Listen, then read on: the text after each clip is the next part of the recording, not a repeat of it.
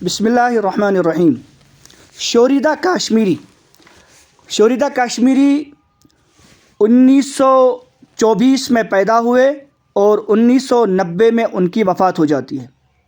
آپ کا اصلی نام غلام محمد ملک اور شوریدہ تخلص تھا۔ شوریدہ کشمیری قلمی نام ہے۔ قلمی نام مطلب یعنی یہ ایک ایسا نام ہے، اصل میں ان کا نام تو غلام محمد ملک ہے، لیکن شوریدہ کشمیری کے نام سے جانے جاتے ہیں، کیونکہ جب بھی کبھی کسی ان کی کوئی کتاب آتی تھی یا ان کی شاعری آتی تھی تو شوریدہ کشمیری کے نام سے ہی جانے جاتے ہیں۔ مشہور جو ہے وہ شوریدہ کشمیری سے ہی ہے، اپنے نام سے نہیں، غلام محمد ملک کے نام سے مشہور نہیں ہے، بلکہ شوریدہ کشمیری کے نام سے ہی مشہور ہے، اور ان کا یہ قلمی نام ہے۔ قلمی نام کا مطلب ہوتا ہے اپنی جو بھی کتابیں انہوں نے لکھی ہے، جو بھی غزلیں انہوں نے کہی ہے، جو بھی شاعری انہوں نے کی ہے، وہ اسی نام سے کی ہے، اپنے اصلی نام غلام محمد ملک سے نہیں کی ہے۔ آپ 18 مارچ 1924 عیسوی کو تحصیل شوپیان کے گاؤں پنجورہ میں پیدا ہوئے۔ تحصیل شوپیان، پہلے چونکہ شوپیان جو ہے وہ ڈسٹرکٹ نہیں تھا، ضلع نہیں تھا، اب وہ ضلع ہے اس وقت، پہلے وہ تحصیل تھا۔ تو جس زمانے میں کتاب لکھی گئی اس زمانے میں وہ تحصیل ہی تھا، ضلع نہیں تھا، ڈسٹرکٹ نہیں تھا، ٹھیک ہے۔ تو آج وہ ضلع ہے، آج وہ باضابطہ پہاڑی ضلع اس کو کہا جاتا ہے۔ تو بہرحال وہاں ایک گاؤں ہے پنجورہ، وہ 3 کلومیٹر دور ہے شوپیان سے۔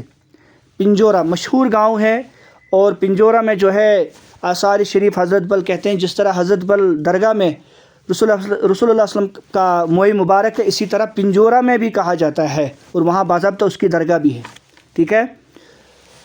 تو مشہور ہے اس اعتبار سے وہ، اور زرخیز علاقہ ہے، باغوں کا جو ہے گاؤں ہے، بڑے سیب کے باغ وہاں پائے جاتے ہیں۔ بہرحال تو والد کا نام محمد عبداللہ ملک تھا، جو زیادہ پڑھے لکھے نہیں تھے، لیکن اپنے بیٹے کی تعلیم کا انہیں بہت شوق تھا، بہت شوق تھا۔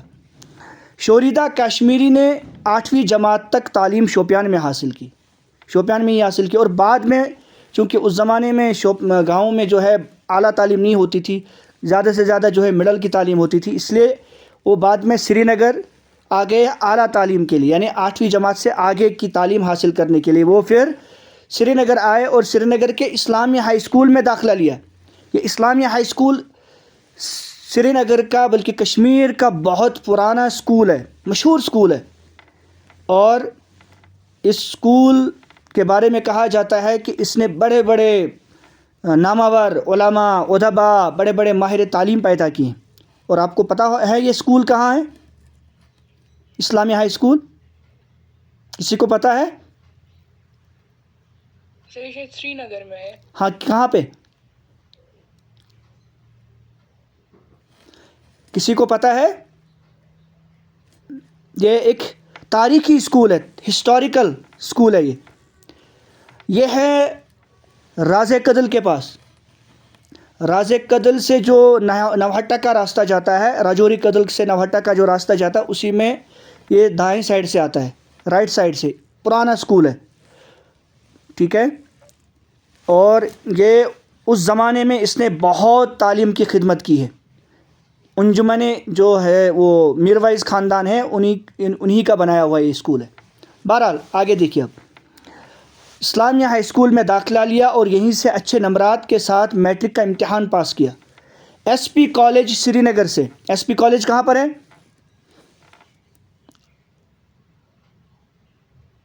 ایس پی کالج کسی کو پتہ ہے کہاں پہ ہے؟ سر وہ شاید راج باغ میں ہے نا؟ ایس پی وہ ہے وہ گگجی باغ، وہ وہاں پہ وہ ہے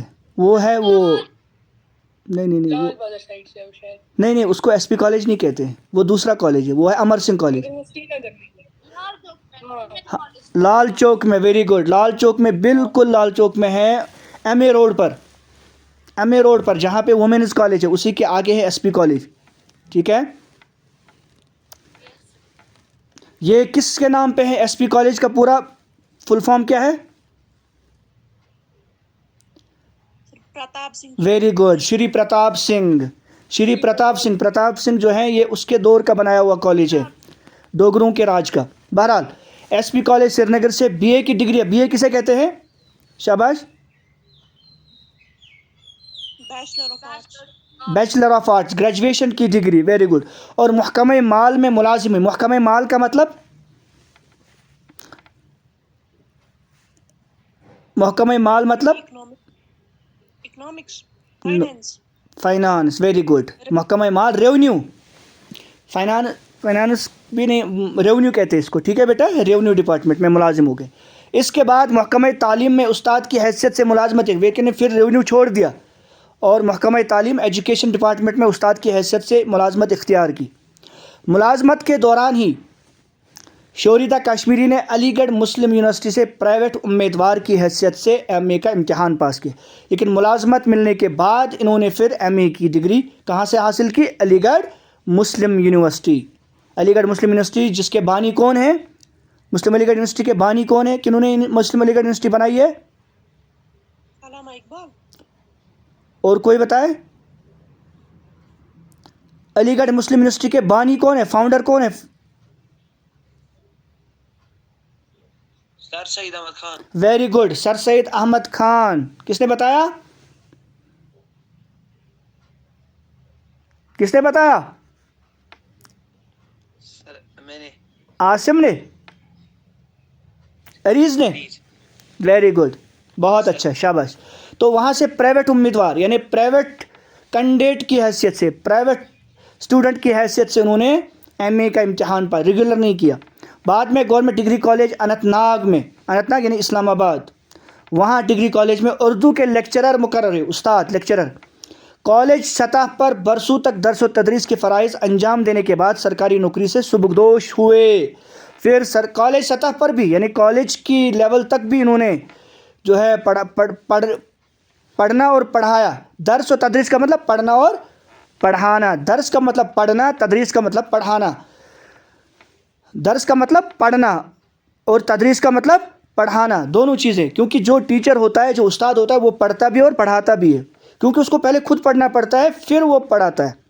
اگر ٹیچر ہوگا، اگر وہ خود نہیں پڑھے گا، ایسے ہی پڑھائے گا تو نہیں پڑھا پاتا ہے. ٹھیک ہے، اس لیے کہا جاتا ہے درس و تدریس کہ فرائض یعنی ڈیوٹیز، فرائض، فرض کی جمع فرائض.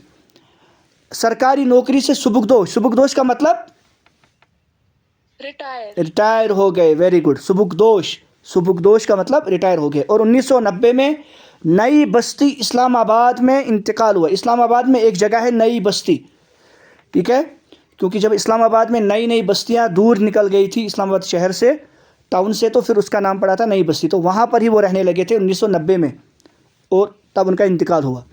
یہ تو تھا ان کی زندگی، حالات زندگی. اب ان کا دیکھیں گے کہ ان کے ادبی کارنامے کیا کیا تھے.